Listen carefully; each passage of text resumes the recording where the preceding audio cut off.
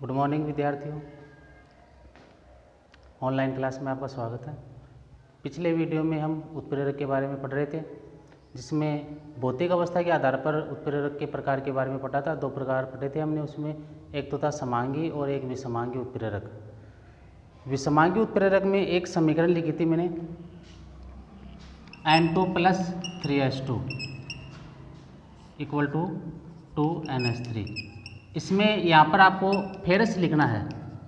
यहाँ पर पिछले वीडियो में निकिल लिखा गया था भूलवश, तो इसको आप फेरस लिखना है, यहाँ पर फेरस करना है। ये ध्यान रखना। विषमांगी के अंदर बताया था आपको, विषमांगी उत्प्रेरक में N2 + 3S2 2NH3 और इसमें ये फेरस Fe इस उत्प्रेरक की उपस्थिति में ये क्रिया होती है। तो ये इसमें ये गैस है, ये गैस है, ये गैस है और ये ठोस है। अब हम पढ़ रहे हैं क्रिया के आधार पर उत्प्रेरकों के प्रकार। क्रिया के आधार पर उत्प्रेरक है वो 4 प्रकार के होते हैं। 4 प्रकार होते हैं। एक तो होता है धनात्मक उत्प्रेरक, दूसरा है ऋणात्मक उत्प्रेरक,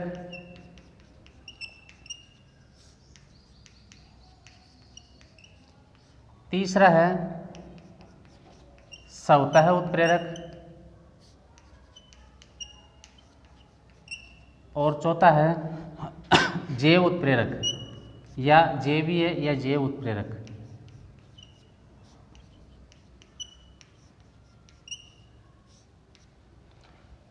ये है क्रिया के आधार पर कि कौन सा है वो अभिक्रिया को बढ़ाता है, कौन सा अभिक्रिया को कम करता है, कौन सा है वो अभिक्रिया के अंदर उत्पाद बनता है, वो ये अभिक्रिया के वेग को बदलने का कार्य करता है, और कौन से जो उत्प्रेरक है जो एंजाइम की तरह से कार्य करते हैं। तो ये क्रिया के आधार पर 4 प्रकार के हैं। सबसे पहले है धनात्मक उत्प्रेरक। धनात्मक उत्प्रेरक किससे कहा जाता है? रासायनिक अभिक्रिया के वेग को बढ़ाने वाले उत्प्रेरक धनात्मक उत्प्रेरक कहलाते हैं। बिल्कुल सिंपल सी परिभाषा है, अभिक्रिया के वेग को बढ़ाने वाले उत्प्रेरक धनात्मक उत्प्रेरक कहलाती है। इसका उदाहरण आपको पहले भी बताया हुआ है। ये रासायनिक अभिक्रिया के वेग को बढ़ाने वाले उत्प्रेरक धनात्मक उत्प्रेरक कहलाती है।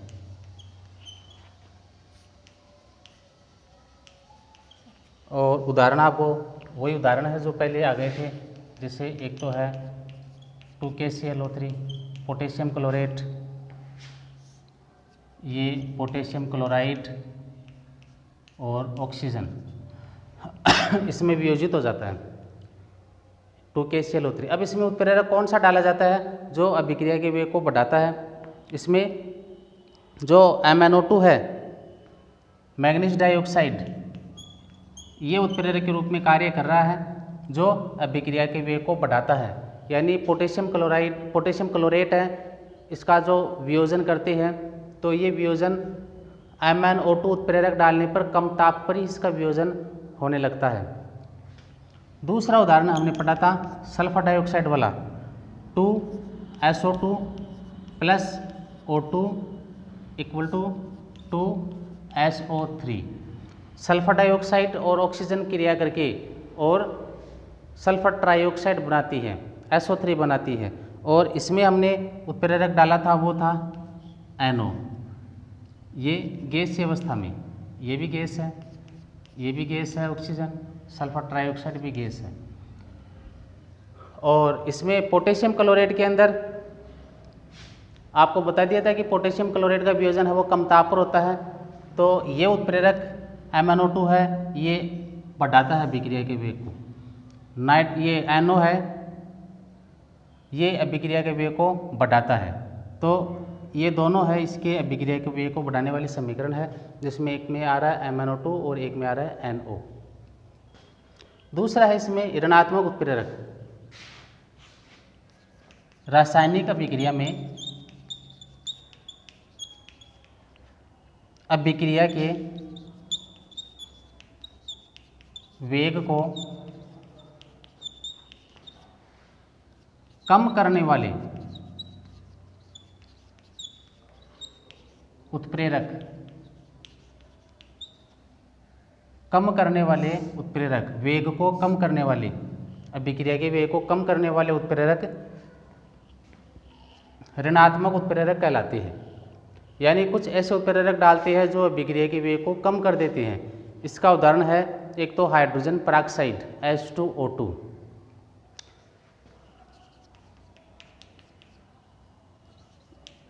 H2O2 हाइड्रोजन पेरोक्साइड है, ये 2H2O प्लस O2 जल और ऑक्सीजन इसमें वियोजित हो जाता है। लेकिन इसमें जब ग्लिसरॉल डालते हैं, यानी जो हाइड्रोजन पेरोक्साइड है, इसमें अगर कुछ नहीं मिला रहे हैं, कोई भी उत्प्रेरक नहीं मिला रहे हैं, तो ये H2O और O2 में वियोजित हो रहा है। लेकिन यदि इसमें ग्लिसरॉल मिला देंगे, उत्प्रेरक के रूप में ग्लिसरॉल डाल रहे हैं, तो हाइड्रोजन पेरोक्साइड से जो H2O और O2 बन रहा है, ये दर है वो काफ़ी धीमी हो जाएगी। हाइड्रोजन पेरोक्साइड है, इसका उपयोग आप जानते ही है कि जो चोट लगने पर घाव वगैरह है उसको धोने में इसमें काम में लिया जाता है। उसके बाद में जो घाव बनने वाली क्रीम वगैरह है वो लगाई जाती है। तो घाव धोने में इसका उपयोग किया जाता है, यानी रोगाणुनाशक के रूप में हाइड्रोजन पेरोक्साइड। ये किस में बदल जाएगा? जल में बदल जाता है। लेकिन क्या होता है, जब इसमें उत्प्रेरक के रूप में ग्लिसरॉल मिला देते हैं तो हाइड्रोजन पेरोक्साइड के जल में बदलने की दर है वो कम हो जाती है, वह जल्दी से या तेज़ी से जल में परिवर्तित नहीं होता है। ये प्रश्न भी पूछा हुआ है बोर्ड एग्जाम में। हाइड्रोजन पेरोक्साइड है, इसमें सूक्ष्म मात्रा में ग्लिसरॉल है वो क्यों मिलाया जाता है, या क्या होता है जब हाइड्रोजन पेरोक्साइड में ग्लिसरॉल नहीं मिलाया जाता है। तो हाइड्रोजन पेरोक्साइड में ग्लिसरॉल मिलाने से क्या होगा, हाइड्रोजन पेरोक्साइड के जल में परिवर्तित होने की दर कम हो जाती है। इसके बाद में दूसरा उदाहरण है क्लोरोफॉर्म का, CH3 प्लस O2 क्लोरोफॉर्म है, इसको वायु में, क्लोरोफॉर्म को वायु में खुला रखने पर क्या होता है, इससे विषैली गैस फॉस्जीन बनती है, COCl2 फॉस्जीन।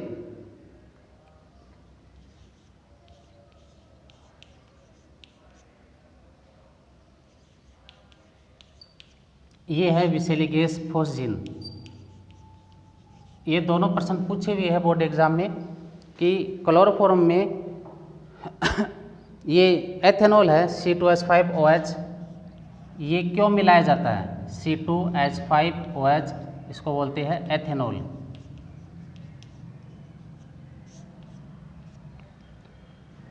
क्लोरोफॉर्म में एथेनॉल क्यों मिलाया जाता है?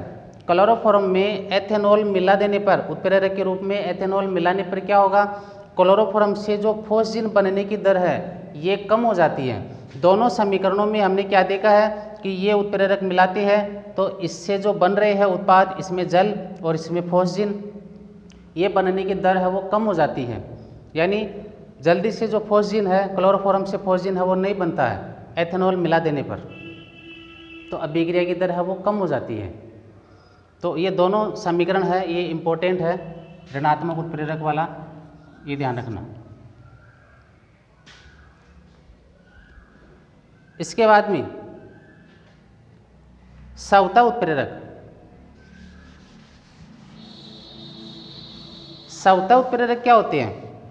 यानी रासायनिक, कुछ रासायनिक अभिक्रियाएं ऐसी होती है जिनमें जो उत्प्रेरक बनता है, जो उत्पाद बनता है, कुछ रासायनिक अभिक्रियाएं ऐसी होती है जिनमें जो उत्पाद बनता है वो उत्पाद ही उत्प्रेरक के रूप में कार्य करता है, यानी वो उत्पाद ही अभिक्रिया के वेग को बढ़ा देता है। तो ऐसी अभिक्रियाएं कहलाती है, ऐसे जो उत्प्रेरक है वो कहलाती है सवता उत्प्रेरक। सवतः उत्प्रेरक। इसकी परिभाषा हो जाएगी, रासायनिक अभिक्रिया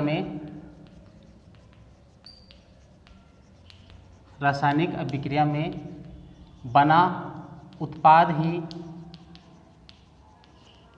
यदि उत्प्रेरक के रूप में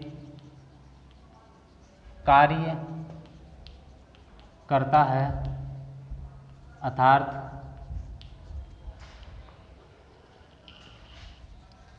अभिक्रिया वेग को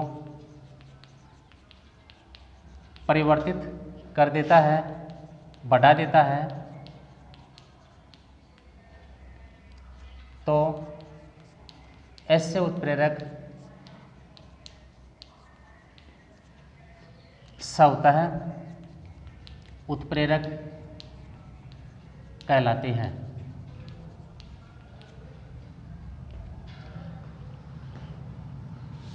तो इसकी परिभाषा हो गई कि रासायनिक अभिक्रिया में जो बना उत्पाद है यही उत्प्रेरक के रूप में कार्य करता है, तो या अभिक्रिया के वेग को बढ़ा देता है, तो ऐसे उत्प्रेरक को स्वतः उत्प्रेरक कहते हैं। इसका उदाहरण है CH3COO2H5 एथिल एसीटेट, और इसका वियोजन करते हैं, जल अपघटन करते हैं H2O द्वारा प्लस H2O, तो ये क्या बनाएगा, एक तो बनाएगा CH3COOH एसिटिक अम्ल प्लस C2H5OH एथेनॉल, वो एथेनॉल है, एसिटिक अम्ल और एथेनॉल। तो रासायनिक अभिक्रिया के अंदर ये जो रासायनिक अभिक्रिया हो रही है, एथिल एसीटेट है, इसका जल अपघटन करती है तो एसिटिक अम्ल बनता है, ये उत्पाद है, ये एसिटिक अम्ल है, यही उत्प्रेरक के रूप में कार्य करता है। एसिटिक अम्ल है ये उत्पाद, ये उत्प्रेरक के रूप में कार्य करता है, उत्प्रेरक के रूप में कार्य करता है। यानी जिन अभिक्रियाओं में बना हुआ उत्पाद है वो उत्प्रेरक के रूप में कार्य करता है, तो ऐसे उत्पाद है या ऐसे उत्प्रेरक का वो स्वतः उत्प्रेरक कहलाते हैं। इसके बाद में चौथा है जैव उत्प्रेरक। जैव उत्प्रेरक जैव रासायनिक अभिक्रियाएं जो हमारे शरीर के अंदर होती है, जैव रासायनिक अभिक्रियाएं यानी जीवों के शरीर के अंदर होने वाली जो क्रियाएं हैं, भोजन का पाचन वगैरह है, ऑक्सीकरण है, ऐसी जो जैव रासायनिक अभिक्रियाएं हैं, तो जैव रासायनिक अभिक्रिया के वेग को बढ़ाने वाले उत्प्रेरक जैव उत्प्रेरक कहलाते हैं। जैव रासायनिक अभिक्रियाओं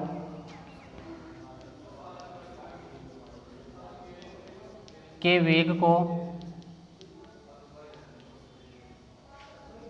बढ़ाने वाले उत्प्रेरक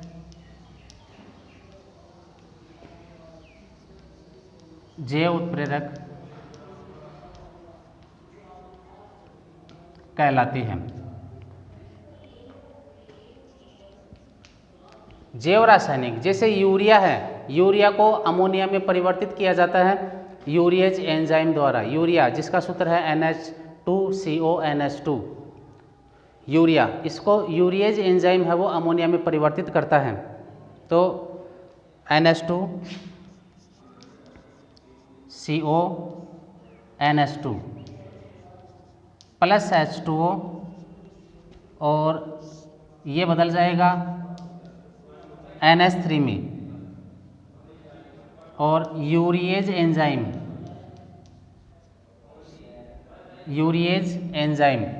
ये एंजाइम ही क्या है, यहाँ पर उत्प्रेरक के रूप में कार्य कर रहे हैं, प्लस CO2, ये है यूरिया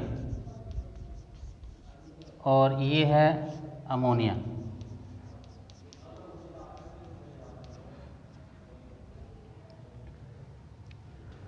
तो हमारे शरीर के अंदर होने वाली क्रियाएं जैसे यूरिया है, इसको ये अमोनिया में परिवर्तित करने का कार्य है वो यूरिएज एंजाइम करता है। तो ये जैव उत्प्रेरक है।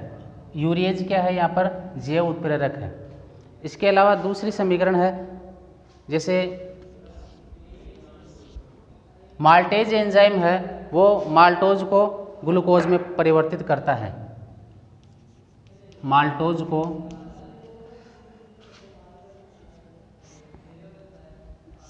ग्लूकोज में माल्टेज एंजाइम,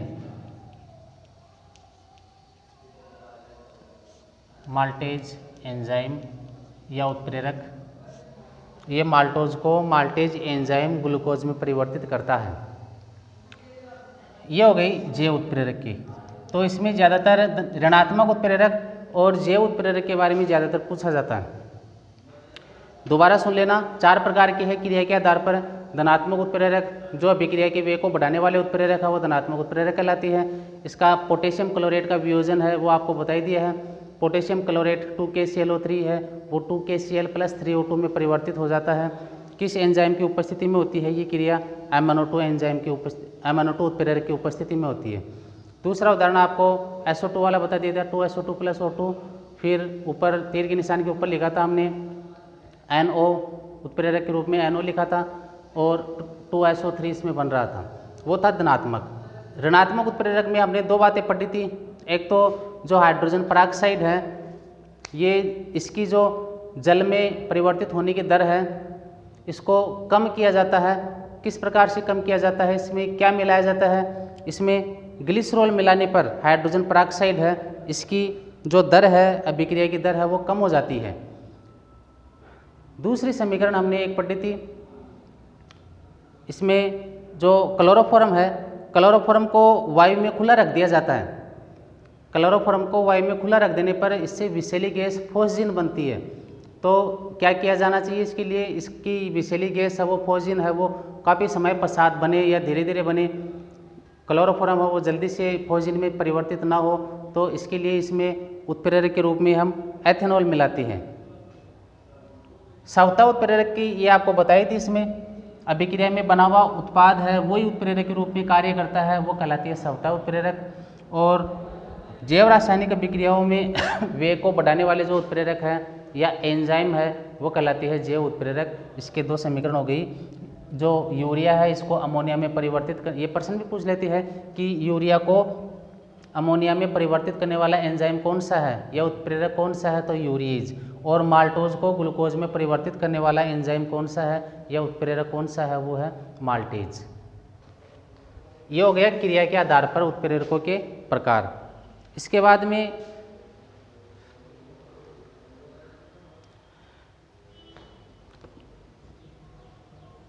उत्प्रेरक की जो क्रियाशीलता है इसको प्रभावित करने वाले उत्प्रेरक की क्रियाशीलता को, यानी ये जो हमने उत्प्रेरक डाले हैं विक्रियाओं के वेग को बढ़ाने वाले, कम करने वाले, तो इसमें जो उत्प्रेरक डालते हैं उस उत्प्रेरक की क्रियाशीलता को भी कुछ बढ़ाने वाले और कम करने वाले होते हैं। उत्प्रेरक तो क्या होते हैं? उत्प्रेरक तो रासायनिक अभिक्रिया के वेग को कम या अधिक करने वाले होते हैं, लेकिन जो उत्प्रेरक वर्धक और उत्प्रेरक विष 2 प्रकार के होते हैं। उत्प्रेरक की क्रियाशीलता को प्रभावित करने वाले जो है वो 2 प्रकार के होते हैं।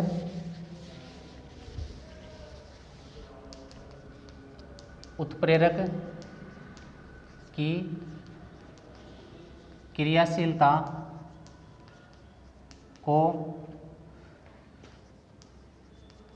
प्रभावित करने वाले कारक।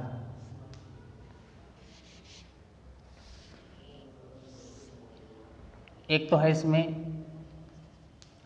उत्प्रेरक वर्धक,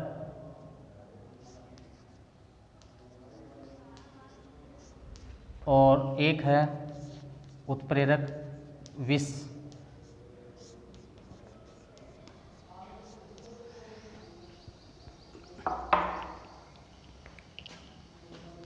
अभिक्रिया के वेग को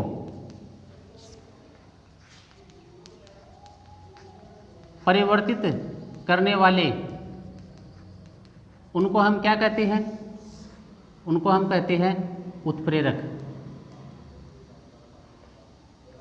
लेकिन उत्प्रेरक की क्रियाशीलता को प्रभावित करने वाले हैं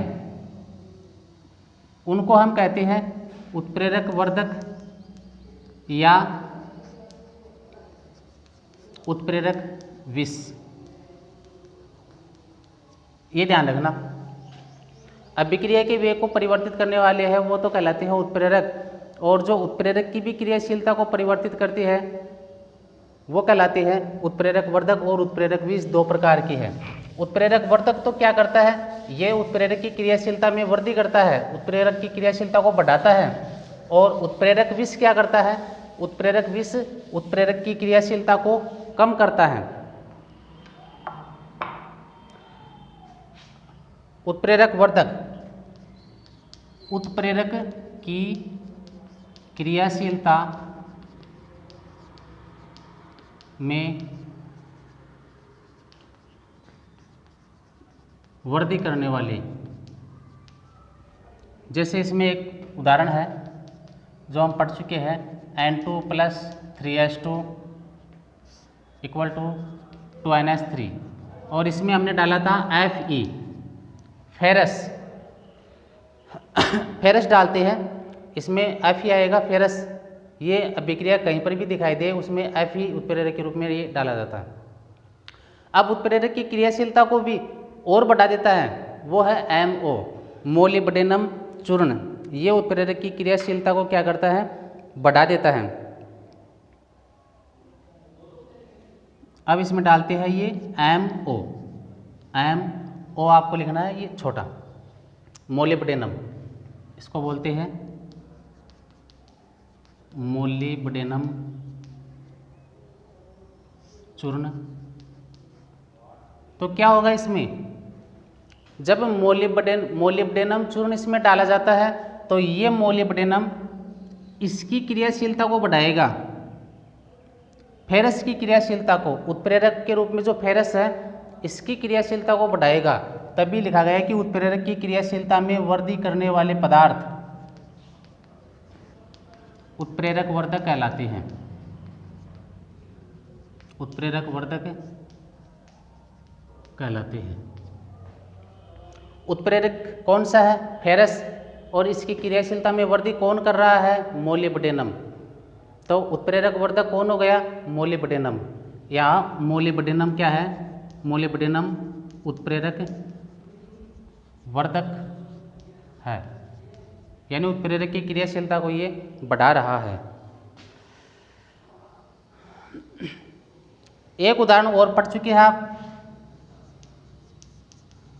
वनस्पति तेल है, इनका हाइड्रोजनीकरण किया जाता है निकेल उत्प्रेरक की उपस्थिति में, तो वनस्पति घी बनाया जाता है। इसमें जो निकेल उत्प्रेरक है इसकी क्रियाशीलता में वृद्धि करने के लिए हम क्या डालते हैं? कॉपर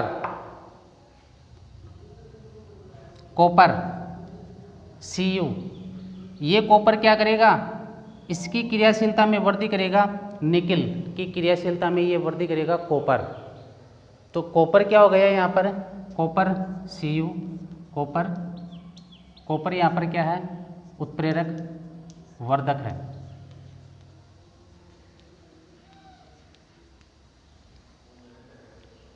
तो उत्प्रेरक वर्धक में आप समझ गए होंगे कि उत्प्रेरक की क्रियाशीलता को प्रभावित करने वाले जो पदार्थ हैं, वृद्धि करने वाले जो पदार्थ है, वर्धक का मतलब है वृद्धि करना। वर्धक किसमें? उत्प्रेरक की क्रियाशीलता में, वो कहलाते हैं उत्प्रेरक वर्धक। MO इसकी क्रियाशीलता को बढ़ा रहा है, कॉपर है वो निकेल की क्रियाशीलता को बढ़ा रहा है। इसके बाद में उत्प्रेरक विष। उत्प्रेरक विष इसका विपरीत हो जाएगा।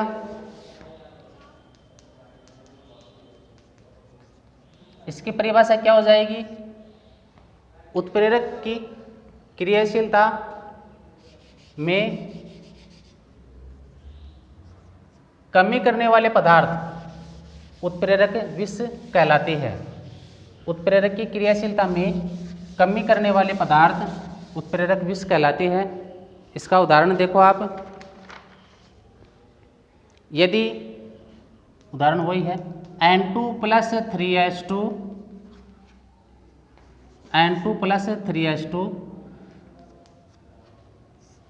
2NH3 और इसमें क्या डालते हैं उत्प्रेरक के रूप में Fe।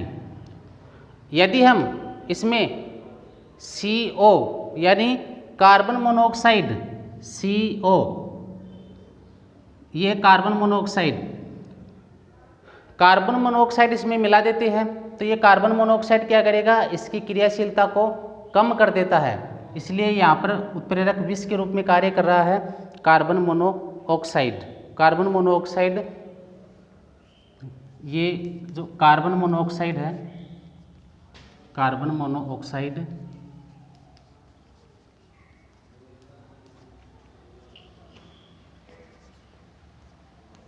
फेरस, Fe का मतलब ये फेरस है, लोहा।